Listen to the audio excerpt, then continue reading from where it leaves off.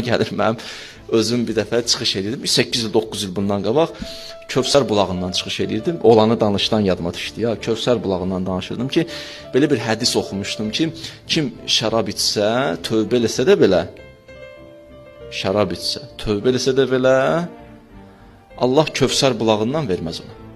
Mən bunu dedim, peşman oldum. İnansız izdiham idi, özdə məscid idi. Çox adam var idi. Bir dənə sükut elə bil çökdü. Gördüm biri ağlayır, biri başını belə-belə yellədir, biri sanki o tərəfdən istənib belə də bu nə hədis idi çıxartdın, hardan? Aləm deydi bir-birinə. Özüm peşman oldum ki, mən bunu niyə dedim? Amma da xətib idi bizdə. Zeynimdə bir dənə hədis atmışdım kənara ki, birdən vəziyyət yaxşı olmasa bunu deyərəm. Qayıtdım, narahat olmayın çox. Narahat olmayın, tez yığışdırıram vəziyyəti ki, qayıtdım, bəs bir dənə də bulaq eşitmişəm, adı Rəhiq Əl-Məxdumdur. Rəhiq Əl-Məxdum, biraz qəşəng danışdım indi, belə şirin danışdım. İnşallah sizə o bulaqdan verəcəklər. Gördüm, belə baxırlar oradan ki, yəni, bu o deyil də, yəni bizə də yox.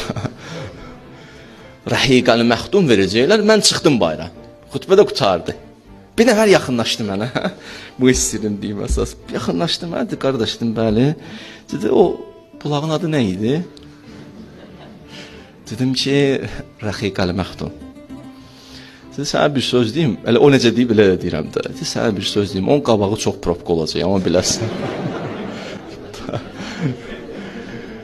İndi valla olan idi də mən, hədis var da, neyniyim, qurban olum Allah. İnşallah Allahın rəhmi böyüdü, bəlkə də verdi Kövsərdən. İndi o dəfə deməmişdim, bu dəfə deyirəm sizə. Nə bilim, Allaha qurban olum. Allah rəhməti çox böyüdü. Dinlərini oyun və əyləncə sayanları və dünya həyatının aldatdığı şəxsləri tərk et.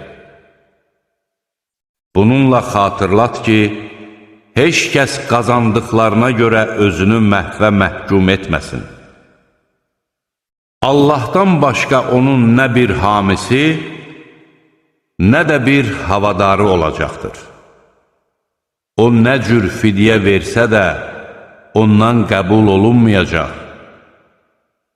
Onlar qazandıqları günahlara görə məhvə məhkum olanlardır. Kafir olduqlarına görə onlar üçün qaynar içki və ağrılı-acılı bir əzab hazırlanmışdır. De ki, biz Allahı qoyub, bizə nə bir xeyir, nə də bir zərər verə bilməyən şeylərə mi ibadət edəcəyik?